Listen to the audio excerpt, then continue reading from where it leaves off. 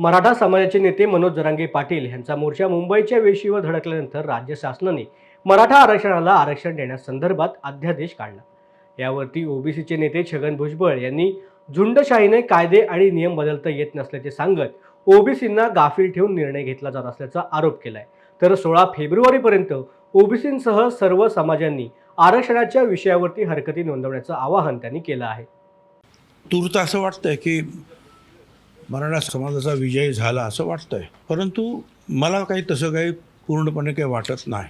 एक तर अशा रीतीचे झुंडशाहीने अशा प्रकारचे नियम कायदे हे बदलता येत नाहीत।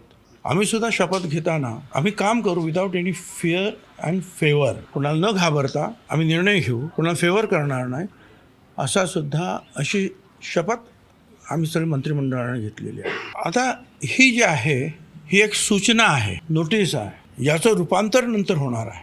16 फेब्रुवारीपर्यंत जे आहे त्याच्यावर हरकती मागवण्यात आलेल्या आहेत। महाराष्ट्रातील ओबीसी समाजाच्या आणि इतर समाजाचे जे वकील असतील, सुशिक्षित असतील, त्यांनी या सगळ्याचा अभ्यास करून या अशा प्रकारच्या हरकती ह्या ताबडतोब पाठवण्यासाठी प्रयत्न करावेत। लाखोच्या संख्येने हरकती सरकारकडे पाठवून द्यावं।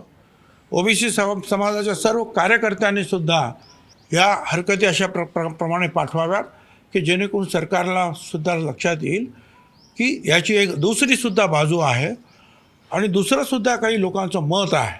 माझी विनंती आहे त्या सगळ्यांना की नुसतं जे आहे एकमेकावर ढकलून किंवा चर्चा करून होणार नाही, तर प्रत्यक्ष कृती करावी लागेल।